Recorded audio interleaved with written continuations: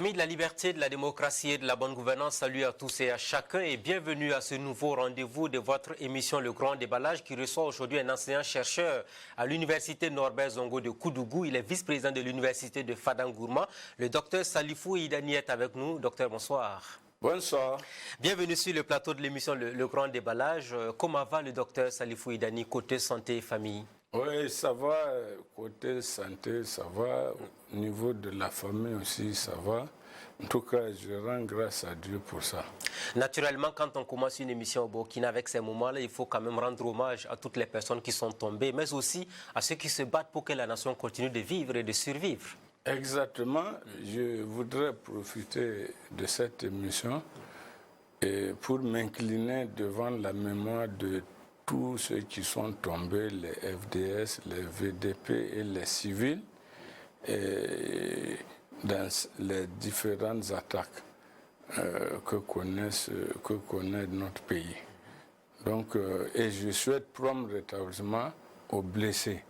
Et je souhaite que les Burkinabés tiennent toujours, gardent un courage parce que nous sommes des historiens, on a vu, si c'est par le passé, il y a eu des événements graves aussi bien en Amérique, en Europe, en Asie. Oui, mais dans l'histoire aussi, c'est la première fois tout de même qu'au Burkina, on est confronté à une telle violence avec autant de pertes en vie humaine. Oui, c'est ça qu'on dit. Bon, ça dit, il faut en tout cas rechercher les causes profondes et pour appliquer une thérapie ici. Voilà. Donc, je pense qu'on est dans cette dynamique et c'est pourquoi même c'est intéressant de faire toujours un rappel historique pour situer la jeune génération et puis les générations montantes.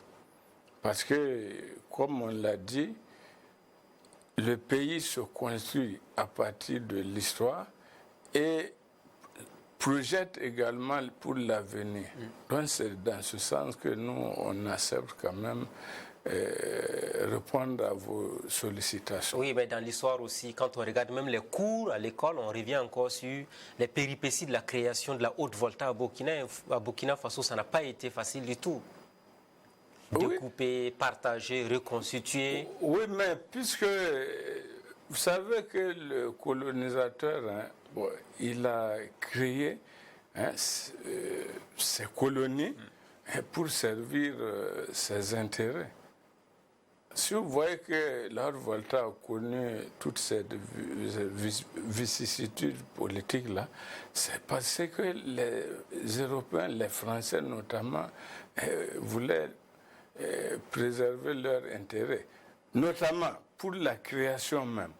C'était pour, en fait, juguler les révoltes en pays Boaba, en pays Lobi, et puis toutes ces crises-là. Donc, ils ont créé la colonie. Mais en temps, ils ont trouvé que la colonie est pauvre, mais riche en hommes. Parce qu'on appelait la Haute-Volta la terre des hommes. Ce sont les travailleurs. Et la main-d'œuvre était abondante. La main-d'œuvre était abondante et ils avaient quand même la Côte d'Ivoire qui est un pays côtier où on a besoin de main-d'œuvre. Bon marché. Bon marché. Donc, les voltaïques fuyaient pour aller au Ghana. Là-bas, déjà, il y avait des salaires. Or, de l'autre côté, c'était encore l'exploitation. Voilà. Donc, pour empêcher les gens de traverser la frontière ghanéenne, ça s'appelait Gold Coast à l'époque, ils ont supprimé et puis rattaché une bonne partie à la Côte d'Ivoire pour qu'on puisse, les planteurs, les entrepreneurs français puissent puiser presque gratuitement. On a beaucoup contribué au développement de la Côte d'Ivoire. Mais bien sûr, si vous prenez même la thèse de l'ancien président Gbagbo, il a beaucoup salué l'effort de participation des voltaïques à la construction de son pays. Alors vous qui êtes historien, est-ce que vous faites un lien étroit entre toutes les difficultés qu'on a connues de par le passé à aujourd'hui ce que nous vivons comme triste réalité liée aux divisions sociales, aux questions ethniques, aux conflits intercommunautaires, entre autres? Oui, moi, vous savez que en principe, le Burkina ne devrait pas connaître ce genre de problème, étant entendu que les communautés sont liées entre elles. Parce que vous savez qu'il n'y a pas une communauté qui n'a pas son parent à plaisanterie. Donc ça a beaucoup contribué à la cohésion sociale, au vivre ensemble. Voilà, depuis l'art Volta. Mais il faut reconnaître aussi qu'il y a l'iniquité dans la répartition des ressources qui ont contribué. C'est vrai que c'est bon d'avoir des parentés à plaisanterie, mais il faut manger. Même en plaisantant, il faut manger. Si l'un mange de l'herbe et l'autre vit dans l'abondance, bon, leur plaisanterie, ça ne va pas aller loin.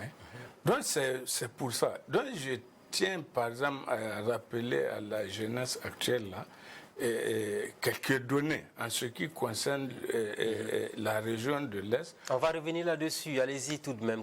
Oui, mais pour parler de l'iniquité dans la répartition des ressources là, il faut comprendre quelque chose. Et la région de l'Est là, les statistiques donnent quoi? Elle est la première région en superficie. Elle est la première région en couvert végétal. Elle est la troisième région en population, c'est-à-dire après le centre et les hauts bassins. Elle est la troisième région en matière d'industrialisation, c'est-à-dire les installations industrielles. Parce qu'il y a 3 usines d'égrenage de coton, Fada, Kompienga, Diapara, le barrage de Kompienga, l'unité de transformation du phosphate de Diapara, la laiterie de Fada et les micro-industries de Centre Agropa, sans oublier la mine de Bungu. Donc c'est la troisième région industrielle, après le centre et les hauts bassins. Je veux maintenant qu'on ouvre le gros chapitre consacré à la région de l'Est. On va aller sur des cartes qui vont nous permettre de mieux comprendre. Vous l'avez dit, c'est l'une des régions les plus importantes du Burkina. Depuis la période coloniale, car la ville de Fada, enfin la région de l'Est, avait quand même une belle représentation. Quand on regarde la première carte illustrative que nous allons diffuser, elle était déjà bien représentée dans la Haute-Volta. Oui, parce que quand le colonisateur a créé cette colonie, mais on avait dit qu'il n'y a pas de ressources. Le pays est pauvre, puisque l'essentiel du budget, c'était l'impôt de capitation, bon, tout et tout.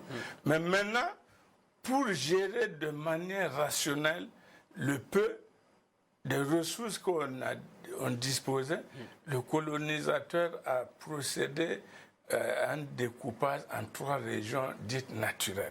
3 régions dites naturelles. Et ça, c'est un découpage du colonisateur de la Haute-Volta. De la Haute-Volta. Ok, allez-y. Donc, il y a le Grand Est qui couvrait jusqu'à Dori même dans cette première mouture-là, et l'actuel Centre-Est et puis l'Est, et même le Ganzourgou, etc. Donc, puisqu'ils sont et Fada étant au centre de ce Grand Est, on a mis les puissants là-bas, c'est-à-dire tous les services administratifs qui doivent servir ce Grand Est étaient basés à Fada. L'hôpital construit à Fada, c'était pour tout le Grand Est. La justice qui était à Fada, c'est pour le Grand Est. Et le cantonnement forestier, c'est-à-dire direction régionale de l'environnement et maintenant, c'était pour le Grand Est. Tout ce qui était service social, service économique, administratif, c'était Fada. Dans le Grand Centre, c'était Ouagadougou. Et dans le Grand Ouest, Bobo-Dioulasso. Donc on avait 3 principales villes depuis la colonisation. Mais c'est comme ça. Fada, Bobo-Dioulasso et Ouagadougou. Voilà. On commence par Ouaga, Oui. ensuite à Bobo et à Fada. Voilà comment le colon, lui, il gérait sa misère, puisqu'ils ont dit, bon, mais ils veulent qu'au moins tous les administrés aient les mêmes chances, les mêmes services et au même moment. Donc on avait en ce moment, il faut le dire clairement, 3 hôpitaux principaux alors. 3 hôpitaux, Oui. c'est Ouaga, Bobo, Fada. La justice aussi, c'était comme ça. La gendarmerie et tout ce que vous voulez. À Fada, il y avait la compagnie, Tenkorgo, Kupela, Diapara, Boganda, c'était des brigades de gendarmerie qui dépendent de Fada. C'est-à-dire, si à un moment donné, après Fada, s'il y a les possibilités, on décentralise, on délocalise aussi à Tenkorgo, on fait un duplicata pour Tenkorgo aussi, qui est par exemple le centre du centre-est à l'heure actuelle. C'est un peu comme ça. Et vers Bobo, après Bobo, on voit Dédougou, et Ouagadougou, après on voit Ouéouia. C'était un peu comme ça. On faisait tout pour que chacun soit au moins content. Alors quand on regarde cette carte du colonisateur, elle n'a pas beaucoup changé jusqu'en 1974, alors que c'était l'après-colonisation. Et la deuxième carte, elle est illustrative aussi de ce redécoupage qui presque a été maintenu après les indépendances au Burkina. Oui, mais juste après puis c'était 3 régions naturelles. Après les indépendances, on a fait un découpage administratif en 4 départements. Ce n'était pas des régions, c'était des départements de l'Est, Fadangourma, qui comprenaient le centre-Est actuel et l'Est, et avec chef-lieu Fadangourma. Des départements. Voilà, c'était des départements ça, qui correspondent aux régions actuelles. Donc il y avait 4 après l'indépendance. Département du centre, ça c'était Ouagadougou. Département de la Volta Noire, ça c'était chef-lieu Koudougou. Ça comprenait la région de la boucle du Mouhoun actuelle et la région du nord. Volta Noire. Oui, c'était Volta Noire, chef-lieu Koudougou. C'est un découpage d'une loi. Dédougou, Ouéouia, Koudougou, tout était dans Volta Noire. C'est en 1970 qu'il y a eu un décret qui crée d'autres départements. Donc maintenant, dans le département de la Volta Noire, là, on a créé le département du Yatenga avec chef-lieu Ouéouia, le département de la Volta Noire, Dédougou, et Koudougou est devenu maintenant département du centre-ouest. Ça, c'était 4.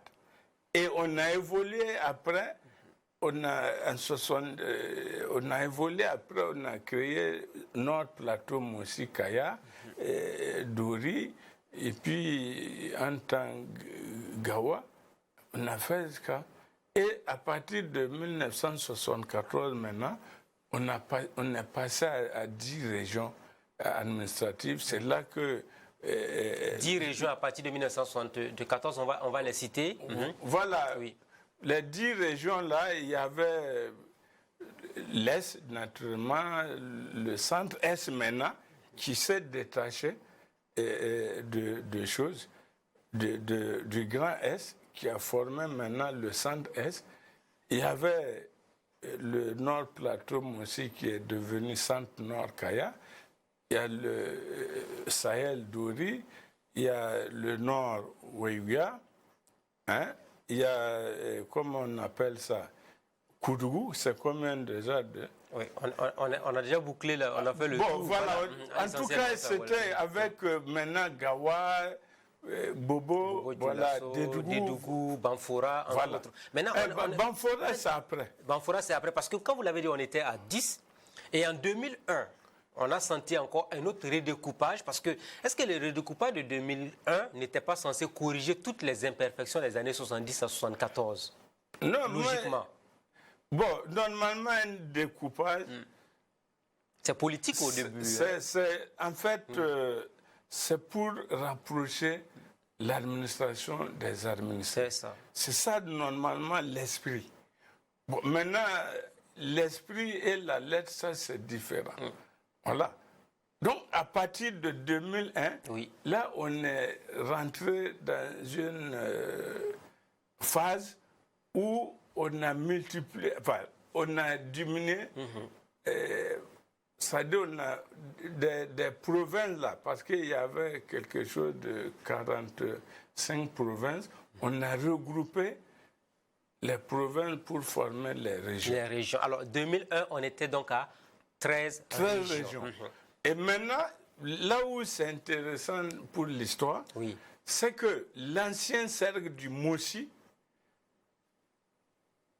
est découpé maintenant en 7 régions administratives. C'est la carte qui s'affiche pour ceux qui regardent Burkina Info actuellement. Voilà. C'est le plateau Mossi là, que vous avez mis au milieu là, avec 7 régions. 7 régions. Vous pouvez les compter. Leur chef-lieu, il y a Ouéouya, il y a Zignaré, il y a Koudougou, il y a Tenkodogo, il y a Kaya. Et il doit avoir Manga. Dedans, ça fait combien? Donc on et puis Ouagadougou. Voilà. Donc on a Ouéouya, on a Kaya, on a Ouagadougou, on a Zignaré, on a Koudougou, Tenkodogo, et puis Manga. Voilà. Donc ça fait les 7 régions. Ça fait les 7. Donc 7 chefs-lieux de région. Uniquement pour le plateau Mossi. Voilà, pour l'ancien cercle du Mossi de la colonisation. Tandis que l'ancien cercle du Gourma, c'est l'unique région de l'Est, à l'heure actuelle, avec en plus l'imputation des départements de Komianga, Yondé, Soudgui, qui ont toujours fait partie de l'Est, qu'on a rattaché au Koulpelgo, et donc au centre-est. Avec Tenkodogo comme chef-lieu. Donc, dans ce cas d'espèce, on a même éloigné l'administration des administrés. Parce que ceux de Komianga, Yondé, ils sont plus proches de Fada, ils sont plus liés à Fada qu'à Tenkodogo. Donc, vous comprenez. Donc, le résultat de ça, c'est quoi? C'est que la politique, les programmes et projets de développement, c'est par région. Donc, vous allez voir, par exemple, que dans l'ancien cercle du Mossi, on a au minimum 7 chercheurs. On a au minimum 7 universités. Ça, c'est le minimum. Hein. Et voilà que, par exemple, un jeune qui est à Zignaré, là, il a le choix de rester à l'université de Zignaré, à Ouagadougou, Thomas Sankara, à Ouagadougou ou à Kaya, qui est pas plus de 50-40 km de rayon. Vous voyez, pendant ce temps, l'autre côté, à l'est, là, il y a quoi? C'est Fada, dont l'hôpital, par exemple, est vétus. Hein, qui date depuis les années 70, qui devait servir tout le Grand Est. Donc, il y a vraiment... C'est un problème assez simple. Et également, pour les, comment on appelle ça, les fêtes tournantes du 11 décembre, chacun des chefs-lieux a organisé. Et on a vu... La dernière étape, c'était Zignaré, hein, pour que l'on puisse boucler la boucle. Voilà. Donc, mais dans tous les cas, on a investi. Et si vous allez à Zorgo, c'est à cause de ça, il y a le bitume, au moins 14 km ou 20 combien. Voilà un peu. Donc, vous voyez, hors à Fada, le seul chercheur, hein, pour vous parler un peu de l'iniquité là, le seul chercheur qui était là, il est vétus. Et l'université de Fada qui a été créée en décembre 2017. En 2019, l'université de Fada ne comptait qu'un établissement avec 2 filières, génie civil, génie minier. Vous comprenez? Et dans les établissements à créer, là, c'est créé, il restait les ouvertures. Donc, on a décidé de créer, d'ouvrir un deuxième étalement qui est l'Institut supérieur des sciences de la santé. OK? Donc, il y a eu tous les curricula, les parcours, tout a été fait et même le communiqué est sorti dans Campus Faso annonçant l'ouverture. Et à la dernière minute, on a retiré le communiqué pour l'école de médecine de Fada, de Campus Faso, au motif que le chercheur n'est pas adapté. Oui. Est-ce que vous pouvez expliquer ça? Et là, c'est une grosse erreur de la part des autorités. C'est comme un processus d'isolement qui ne dit pas son nom de la région.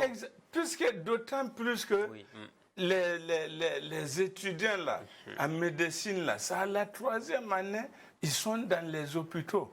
S'il y avait un processus de construction de nation qui était vraiment en marche, au lieu de retirer, parce que l'hôpital est vétuste là, on devait dire, bon, il faut urgemment élever le plateau technique de l'hôpital de Fada, qui va prendre en charge beaucoup de malades déjà, avec des spécialistes qu'on envoie, et en même temps faire démarrer le nouvel hôpital. Puisque le ministre de la Santé de l'époque, le professeur Meda, quand il a visité les formations sanitaires de l'Est, il a été vraiment ébahi de constater le dénuement total. Oui, mais pour ce qui est de l'hôpital de Fada, on en a parlé à plusieurs reprises, des retards n'ont pas fini dans les travaux. Et chaque ministre vient promettre de belles choses, mais après on ne voit rien venir. Oui, mais voilà, par exemple, quand lui, il a dit qu'il faut, le ministre Meda, il a dit devant tout le monde qu'il faut des mesures discriminatoires positives en faveur de la région de l'Est. Des mesures discriminatoires positives en faveur de la région de l'Est. Voilà. C'est comme si c'était quoi, un constat global que la région de l'Est était abandonnée. Abandonnée, mais bien sûr. Oui. Ça, lui, il a dit ça. Si l'administration suivait la continuité comme il se doit, même s'il n'est plus au gouvernement, c'était l'occasion de dire « Ah, il faut faire quelque chose ». Ok, en 2023, quel avenir pour l'hôpital de Fada finalement? Bon, mais c'est ça que moi je vous dis là. Quand on vous parle, et puis bon, en 2023 là, mais on ne sait pas. Jusqu'à présent là, on n'a pas dit ça, à quelle date on va démarrer l'hôpital, alors que les 10 autres régions là, les autres régions là, les 12, soit les hôpitaux sont construits, achevés et fonctionnels, soit les hôpitaux sont en construction, soit au stade de démarrage. Mais à Fada, on ne sait même pas quand, officiellement là. Mais tel que je vous ai donné les statistiques, la région de l'Est est la 3e région en population. Est-ce que, normalement, si il devait avoir un hôpital de référence national après Ouaga et Bobo, ça devait être Fada Ngourma, qui est en charge de prendre le Grand Est. Et je vous dis que par rapport à l'université, et lorsque un atelier a été initié par le ministère en charge des enseignements à Zignaré, la Banque mondiale, les experts ont dit que pour résoudre les problèmes de l'enseignement supérieur au Burkina, quand nous avons présenté la carte de l'enseignement, ils ont dit qu'il faut faire monter en puissance l'université de Fada pour résoudre un grand... Ça va désengorger Ouaga. Voilà. Et comme il y a le Bénin à côté avec Parakou, il y a le Togo avec Kara, il y a Niamey au Niger, qui souhaitent des collaborations avec l'université. Toutes ces capitales ne sont pas loin de la ville de Non, Fada, mais bien sûr. Moi, j'ai fait un tour en novembre, là. Toutes ces universités sont enchantées de collaborer avec l'université de Fada, parce que c'est dans la même zone géographique. Et au passage, je tiens vraiment à rendre hommage à la communauté universitaire de Fada, du personnel administratif, Ce sont vos équipes, jusqu'aux étudiants. Ce sont vos équipes. Bien sûr, oui. En passant par les enseignants, les atos, qui font preuve de résilience pour que l'université tienne. Preuve de résilience, vous voulez dire quoi concrètement? Ça veut dire que l'université aujourd'hui ne vaut plus la peine? Oui, non, ça veut dire qu'ils tiennent bon.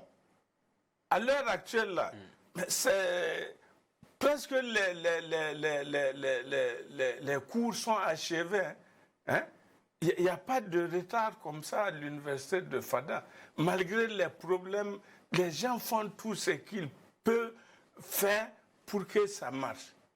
Malgré les problèmes sécuritaires, etc., etc. Mais les gens font. C'est ça de la résilience que je veux parler. Voilà. Donc, quand on dit l'autre preuve d'iniquité que je voudrais... Toujours au niveau des différentes régions. Hein. On est toujours focus sur la carte de 2001 avec vous. Hein. On continue. Oui, mais pour vous donner... vous savez, les sapeurs-pompiers sont là pourquoi? Pour les cas d'urgence. Les cas d'urgence. Éventuellement, oui, c'est ça. Bon, je vous ai dit que l'Est, c'est la 3e région industrielle. Vous ne pouvez pas, en dehors du centre et des hauts bassins, vous ne trouverez pas une région qui abrite autant d'industrie. La population est la 3e. Hein? La forêt, même s'il faut protéger, on voit en Amérique, en Europe, quand il y a des incendies, c'est les sapeurs-pompiers qui sont. Ouais. Mais je vous dis que jusqu'à l'heure actuelle, il n'y a pas une caserne de sapeurs-pompiers à Fada. Si c'est pour protéger les populations, mais après le centre, les hauts bassins, ça devait être à Fada. Mais tenez, en 2018, la Socoma de Diapara a pris feu. Les sapeurs-pompiers devaient quitter Ouaga pour Diapara, plus de 400 km, pour aller éteindre, avec une route qui n'était pas bonne. En 2022, l'hôpital de Fada a pris feu à partir de 17h. Les sapeurs-pompiers de Coupéla ont été alertés. Hein? Mais les sapeurs-pompiers sont arrivés à Fada, vous savez à quelle heure? Entre 20h30 et 21h. Malgré que la route Vichère était déjà réparée. Est-ce que vous pouvez expliquer pourquoi on doit laisser toute une... L'hôpital n'a pas totalement consumé grâce à la réaction rapide des populations soutenues par la Socoma de Fada qui disposait des citernes d'eau qui ont permis de sauver au moins l'essentiel. L'essentiel. Sinon, s'il n'y avait pas ça là, c'était fini. Là, vous comprenez? Alors, je précise à tous ceux qui nous regardent, parce qu'au-delà du fait que le professeur Idani soit enseignant-chercheur à l'Université Norbert Zongo de Koudougou et vice-président de l'Université de Fada, il est aussi le porte-parole des forces vives, notamment dans le cadre du mémorandum qui s'est tenu, c'était le 26 novembre 2022, où vous avez fait une série de propositions pour comment sauver la région de l'Est et particulièrement le développement. Alors, je reste avec vous pour... Après ce mémorandum, vous en êtes arrivé à une conclusion, celle de faire en sorte qu'on puisse diviser à nouveau la région de l'Est en 3 entités. Lesquelles? Non, nous on estime que c'est un combat qui est là. Nous on estime que Diapara, qui se trouve à 220 km de Fada. 220 km entre Diapaga et Fada. Et Fada, voilà. Bogandé, c'est 130, 140 km, quelque chose. Mais au-delà de ces villes-là, il y a Logbu qui doit être à 60 km de Diapara. Logbu. Oui, à la frontière du Bénin et du Niger. Voilà. Oui. Et il y a Kuala. Donc c'est une zone très vaste. Et lorsque nous, on faisait notre thèse, on a parcouru toutes les régions gourmanchées du Bénin, du Togo, du Niger, pour avoir les informations sur les relations et cela. On a constaté que c'est à l'est là, du Burkina où le maillage sécuritaire est faible. Tenez, vous pouvez quitter Fada jusqu'à Kanchari là. Il n'y avait même pas un poste de sécurité. Zéro poste, ni police, ni gendarmerie. Mais rien. Ça avait l'insécurité là qu'on a mis maintenant des postes. Vous quittez Fada jusqu'à la frontière du Bénin, Koualou là. Ça a pas mal seul qu'on avait un poste de sécurité. Le reste là, vous partez à Gaïeri, rien. Donc, c'était libre.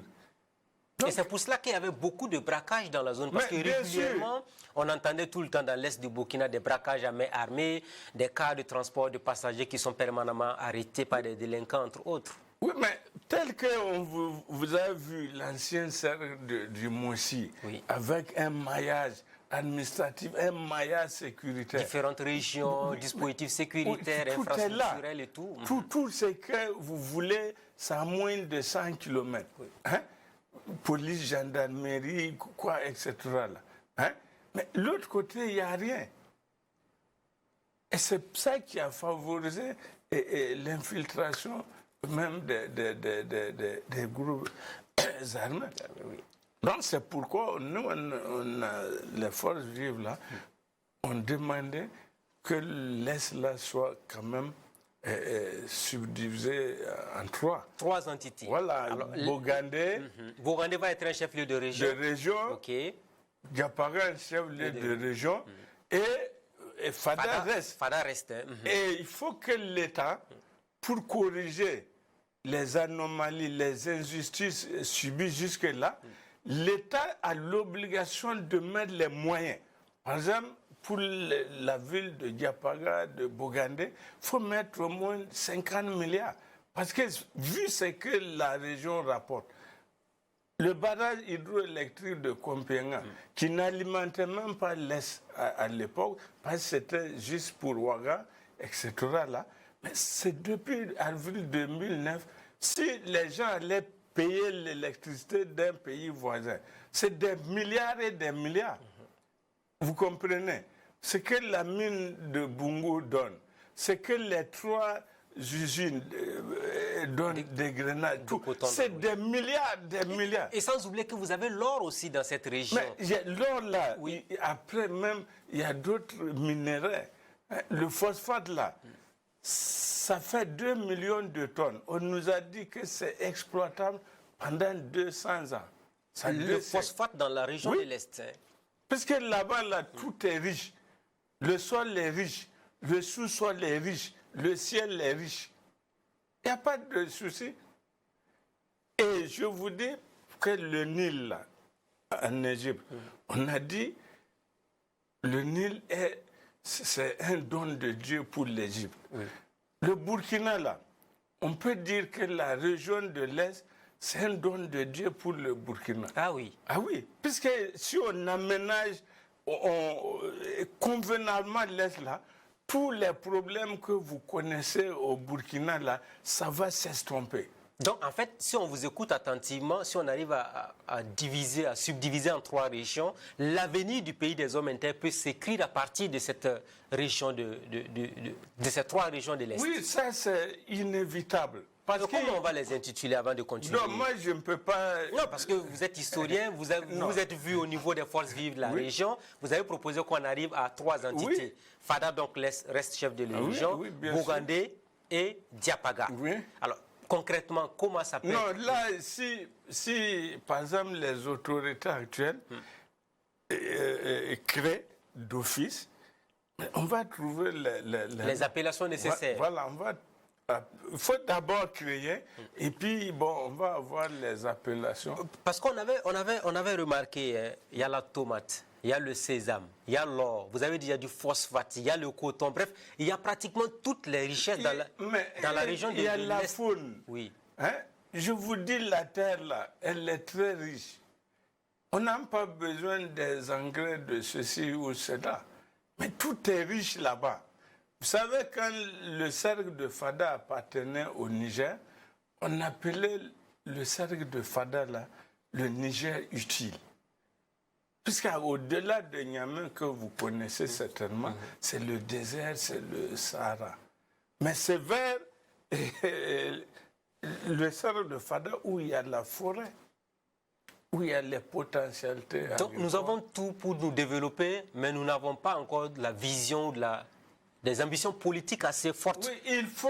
Ce qui manque au Burkina, selon vous? Il faut des ambitions politiques fortes. Et puis, il faut que les gens aient une vision globale. Parce que ce pays fait 274 200 km². Il n'est pas extensible. Il n'est pas extensible. Oui. Hein? Mais il faut aménager ça. Et tous nos problèmes qu'on connaît là, ça va s'estomper. Alors, revenons sur le redécoupage que vous souhaitez pour les 3 régions. Quand on va le faire, Bogandé va être concerné par combien de provinces? Mais je dis tout ça, vous savez, les politiciens, c'est pour ça... Non, on n'est plus dans le débat politique. Nous souhaitons qu'on soit pragmatique avec vous. Oui, pragmatique, oui, moi, pragmatique. Oui. Par exemple, dans la région de Bogandé, par exemple, on voit, par exemple, Bilanga, là, qui est très vaste, devenir quand même une province. On voit également Kuala, qui est l'ancien... C'est un ancien département vaste qui comprenait les départements de Mani et de Liptou. C'est par la suite qu'on a... Qui peut être... Une province aussi? Une province. Okay. En tout cas, le minimum, c'est ça. Et l'autre côté, Kanchari peut être une province, et puis Logbouk, par exemple. Mais moi, c'est des... Non, c'est bien des estimations, voilà. Mais vous avez dit la région de l'Est est un don de Dieu pour le Burkina Faso. Bien sûr. Moi, je confirme. Et vous pouvez même, en tout cas, noter à partir d'aujourd'hui là que j'ai dit que c'est un don de Dieu pour le... Il suffit de le mettre en valeur. Et puis, c'est fini. Alors, le redécoupage, je voudrais qu'on revienne sur une autre carte qui va nous permettre de vous permettre d'expliquer aux populations qui nous regardent, vous êtes historien, c'est important, sur la question du chemin de fer. Là aussi, vous trouvez qu'il faut impérativement qu'on regarde calmement la carte et qu'on laisse tomber les accointances politiques pour voir le réalisme économique et les apports nécessaires pour le développement du Burkina. Voilà, ça, c'est des propositions. Oui. Des forces vives. La région de l'Est. Allez-y, on vous écoute. Voilà. Et là, je dois rendre vraiment un vibrant hommage au colonel Souley Mohamed, à son équipe de l'ADER, aux GSC, et aux forces, à toutes les forces vives, aux autorités administratives régionales, avec le gouverneur en tête, vraiment qui ont vraiment contribué énormément à la réussite. Parce qu'il y a eu plus de 400 participants venus de toutes les régions. Et en plus de ça... Vous voulez parler de ce forum du 26 novembre 2022 hein? Du 26 là. Et on a vraiment... comment on a fait?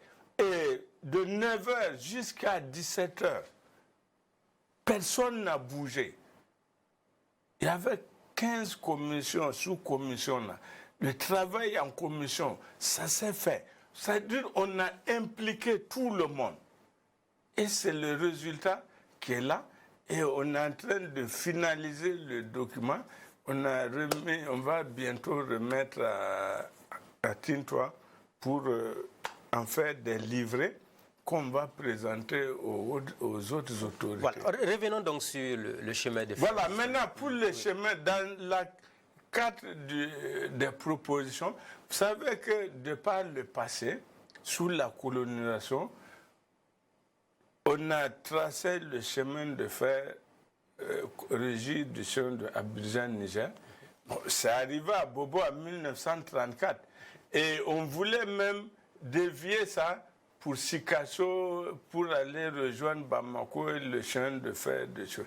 Mais le Moro Naba qui a trouvé que son peuple a beaucoup travaillé pour que ça arrive, il fallait que ça arrive à Ouaga avant de... Ouais.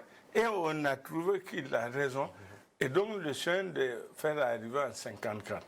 Maintenant, après Ouaga, ça devait venir à Fada et continuer au Niger pour boucler, pour que la RAN soit la RAN. Mais à partir des années 70, on a trouvé de manganèse au nord et du calcaire à Tinrassan. Donc les autorités ont privilégié que le chemin de fer là soit dévié pour pouvoir, ce qui est une bonne chose, et puis ça peut être très chose. Mais on n'a pas dit il faut abandonner ce qui était là. Le projet, même si c'est plus tard, il faut le faire. Donc maintenant, avec les dynamiques actuelles, puisque dans les prochaines années, le chemin de fer sera celui qui va rallier Accra normalement. Accra, oui. Voilà, il y a la CEDEAO qui fait Ouaga, Kombisiri, Manga, Begro, Tenkorgo pour 320 km. Maintenant, le Togo aussi a proposé, dans le cadre du Conseil de l'Entente, un chemin de fer qui va relier Lomé, Pama, Fada, Ouaga. Et donc, nous avons reçu ces informations-là au niveau du projet ferroviaire du ministère des Infrastructures à Ouaga. On a reçu ça là-bas. Et donc, les forces vives se sont appuyées maintenant sur ce chemin de fer proposé par le Conseil de l'Entente pour faire d'autres propositions. Parce que nous, on a proposé maintenant qu'à partir de Tenkorgo, si le chemin de fer du Ghana là, arrive à Tenkorgo, qu'on fasse Tenkorgo, Diabo, Fada pour continuer au Niger. Puisque le Niger aussi a besoin de ces marchandises des ports de Tema, de Takoradi et de Lomé. Au lieu que ça vienne du Ghana pour prendre la route de Ouaga, aller à Dori, pour aller à Niamey, si on fait comme ça, ça règle le problème du Niger. Et même en termes de désenclavement, même c'est très très utile en termes de perspective de développement. C'est très utile. Mais je poursuis. Après maintenant, puisque le chemin de fer passe par Pama, on a proposé qu'on fasse Pama-Bénin. Le Nigeria n'est pas loin. Hein? Puisque nous, on a vu maintenant l'espace CEDEAO. À partir de Pama, là, ça rejoint le Bénin et le Nigeria. Donc, des marchandises venant du Nigeria, et ça peut venir à Fada et puis continuer au Mali. C'est pour ça même on a proposé un chemin de fer Fada-Bogandé-Taparko qui va rejoindre le chemin de fer du Sahel. À la limite, on a l'impression que si on va suivre vos propositions, le Burkina sera comme un hub au niveau du chemin de fer. Mais bien sûr, ça parce que tout gravite autour du Burkina finalement. À partir du Burkina, on dessert la plupart des pays de l'UEMOA. Mais bien sûr, ça doit être un cadre. C'est même pas fini. Nous, on a proposé que l'autoroute qu'on parle Ouaga à Abidjan là, qu'il soit prolongé à Niamey par Fada. Nous, on parle déjà avec la vision espace CEDEAO. Donc, vous comprenez. Donc, nous, on a une vision qui va résoudre et le problème du Burkina et le problème des autres pays. Oui, parce que quand on regarde la carte suivante, ça nous permet de voir comment, à partir de cette proposition que vous formulez, on peut toucher à partir du Burkina tous les pays de l'espace CEDEAO et le Burkina va se développer naturellement. Mais bien sûr, puisque si on fait ça, parce que quand nous on fait, c'est pour que les grands bailleurs de fonds, que nous on n'a pas l'argent pour financer, nous c'est justement c'est des réflexions qu'on a menées et pour proposer aux autorités. Si les autorités acquièrent ça, parce que si on parle de chemin de fer uniquement au Burkina, on va trouver que ce n'est pas la peine. Mais si on voit le Niger, on voit le Mali, on voit le Ghana, le Nigeria, et tout, mais là, c'est très important. Puisque l'avenir, là, ça sera le chemin de fer. à court, à moyen ou long terme, c'est ça. Mais quand vous dites, allez-y. Oui, non, allez-y. Oui, quand vous dites cela, mais le Burkina par rapport aux régions que nous avons et les ressources naturelles que nous avons, est-ce que nous ne pouvons pas commencer le projet, quitte à ce que l'espace CEDEAO puisse continuer éventuellement avec d'autres financements extérieurs? Oui, mais déjà même que le Togo même, le chemin de fer s'arrête à Blita, au centre du Togo. Si ça continue vers Pama, donc le nord du Togo aussi est déjà désenclavé.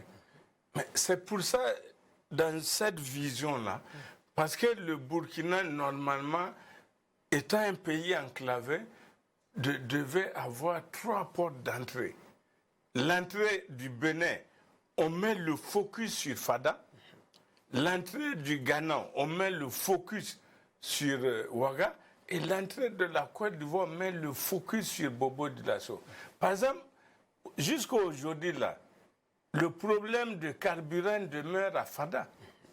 C'est chaque fois on s'aligne. Parce que le carburant quitte, par exemple, le Bénin pour traverser, venir jusqu'à Ouaga. Et à Sonabi Bingo. Et c'est de Bingo encore on ramène à Fada. Or, normalement, dans un pays enclavé comme le nôtre, on devait construire une grande, même une raffinerie. Pourquoi pas? Parce que le Niger... Une raffinerie. Oui, mais le Niger, c'est un pays pétrolier. Le Nigeria, c'est un pays pétrolier. Et Fada est là. Donc, les pipelines, là, c'est quoi? Pipelines, oui. Ça peut venir jusqu'à Fada. On fait une raffinerie. Mais les gens vont croire que je vois trop gros. Mais pourtant, c'est la réalité.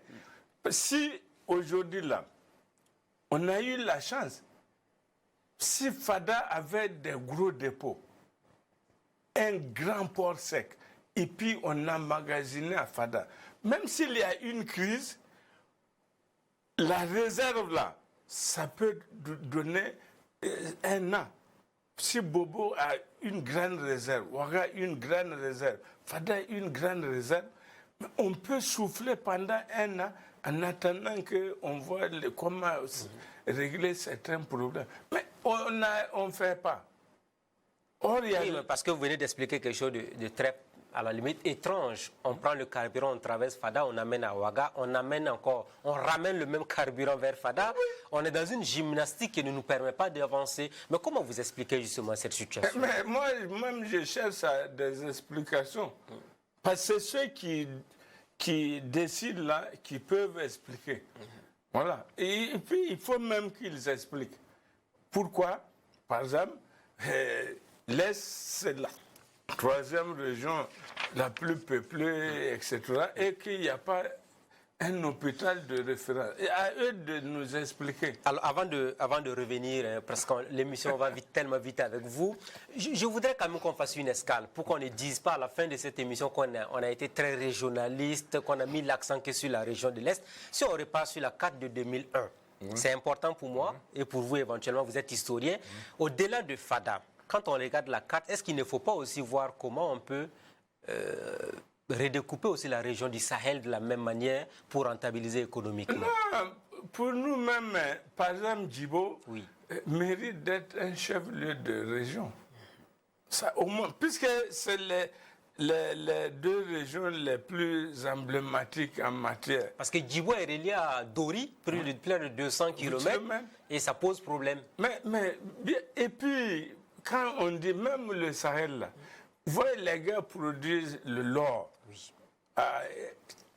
Isakan, Inata, le manganèse. Il y a également le calcaire de Tinassan pour le ciment. C'est une région riche. Mais vous avez entendu ce qu'il y a. Même pas 1 millimètre de goudron. Mais pour ça même, c'est pour ça que je disais qu'il faut que la relecture de la loi sur les mines, là, on prenne en compte le bitumage automatique. C'est-à-dire quand on va découvrir une mine, là, l'article 1, là, les voies qui mènent à la mine doivent d'abord être bitumées. On a été subjugué de constater que 60 km entre Dori et Sakan, il n'y a pas de bitume. Voilà. Mais c'est ça aussi. Et c'est le même constat que nous avons fait. À Bungu. Oui, la plupart des mines n'ont pas de bitume, c'est la voie rouge. Mais je vous donne, parce que comme nous on ne tire pas des leçons, la première mine industrielle de Poura, depuis 1954, mais j'ai appris que la route est coupée entre Poura et Poura Carrefour. Or, cette mine a donné beaucoup de ressources à ce pays. Mais les 20 km là, qu'est-ce qui reste après la fermeture d'une mine? Le cas de Poura, rien. Donc il faut que la nouvelle loi sur les mines là, l'article 1er là, ça doit être le bitumal obligatoire. Le matériel qui va servir à la mine doit rouler sur le goudron. Et puis, c'est tout. On ne peut pas, ailleurs, vous pensez qu'en Europe, on va aller creuser comme ça et puis la poussière. Mais j'étais heureux de voir que vers Banfora, les gens sont sortis dire que la poussière, ils ont fait des manifestations, j'ai vu dans la presse. Mais il faut ça. Les mentalités ont commencé à changer. Voilà. Alors, on arrive à une conclusion. Pendant pratiquement 55 minutes d'entretien avec vous, les deux régions les plus riches du Burkina sont les plus abandonnées finalement, l'Est et le Sahel. Mais c'est ce qu'on constate. C'est un constat, puisque c'est ce qu'on appelle l'injustice à ciel ouvert. On n'a pas besoin... L'injustice à ciel ouvert. Ouais, bien sûr. Et même, par exemple, la justice de Fada, que je disais que ça prenait en compte Tenkourgo, tout et tout là. Mais là, eux-mêmes, ils sont victimes d'injustice. Parce que c'est le palais colonial là, qui est toujours là. Les magistrats sont coincés dans des... Mais eux-mêmes, ils sont victimes. Alors que Diapaga a fermé. Ah, mais tout s'est fermé et puis ils sont là. Bon, maintenant, je voudrais quand même... Oui, allez-y rapidement. Dire comme... On a parlé trop région de l'Est. Bon, il faudra que les gens comprennent que ma propre personne comme ça, moi c'est là où je suis, je défends les intérêts de là-bas. Quand j'étais à l'université de Bobo, là, j'ai fait 2 fois. L'ouverture là en 1995, moi, j'étais César, chef du service administratif et financier. Parce que ce n'est pas une création nouvelle, c'est un transfert des établissements de Ouaga, IDR, ESI, UT pour amener. Mais après, on a dit c'est polytechnique. C'est devenu en 1997 une université. Mais les gens de l'Ouest souffraient. C'était la seule université. Nous avons mené un combat pour qu'on ouvre toutes les filières, et pour soulager. Oui, et aujourd'hui, quand même, force est de reconnaître que beaucoup de filières existent à Bobo-Dioulasso. C'est une avancée, hein, c'est important de le préciser. Mais c'est pour vous dire que les gens étaient carrés, que c'est polytechnique, alors que les gens qui ont les bacs littéraires étaient les plus nombreux, et de Dédougou jusqu'à Gawa. Donc, mais nous, on a mené ce combat avec les forces vives de la région. Si vous me permettez, je vous dis pourquoi, une minute, pourquoi j'ai particulièrement mené ce combat et qui a trouvé une solution avec le professeur Georges Anissé, qui a accepté l'ouverture. Parce qu'il y a une dame, sa fille a eu le bac. Elle est partie dire au professeur, à Bobo, que c'est le plus beau jour de sa vie, puisque sa fille a eu le bac.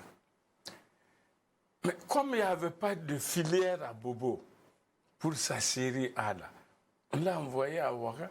L'année où on a fait année invalidée, là, quand elle est venue voir les conditions de vie de sa fille à Ouaga, elle est repartie dire aux enseignants là, que son plus grand regret, c'est que sa fille a eu le bac.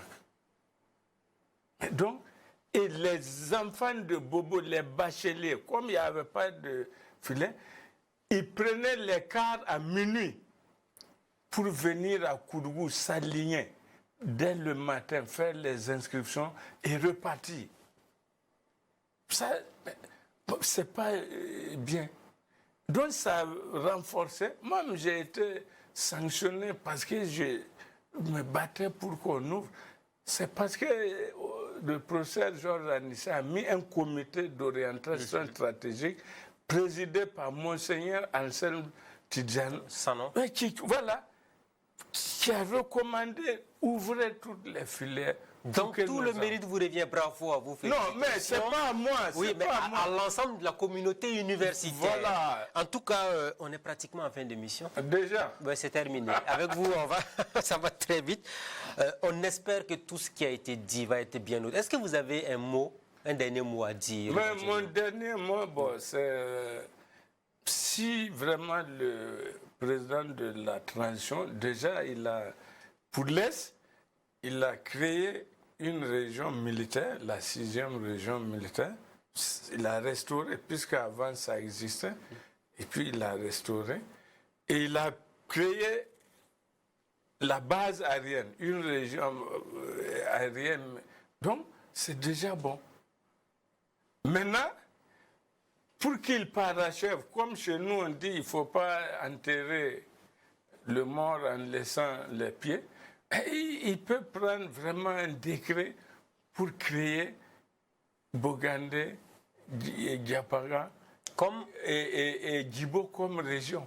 C'est déjà une avancée en matière de processus. Oui, de sécurisation, de vivre ensemble, pour que chacun se sente burkinabé. Pour que chacun se sente burkinabé, on s'arrête là. Merci à vous, Dr Salifou Idani. Merci beaucoup. Non, c'est à vous le merci pour tout ce que vous faites pour ce pays. Merci beaucoup, c'est gentil à vous. Ainsi prend fin le rendez-vous de ce jour qui se voulait un cours d'histoire, mais aussi des propositions concrètes sur l'avenir du pays des hommes intègres. Amis de la liberté, de la démocratie et de la bonne gouvernance, merci à tous et à chacun de nous avoir suivis. On se dit rendez-vous la semaine prochaine avec un nouvel invité. Bonsoir chez vous.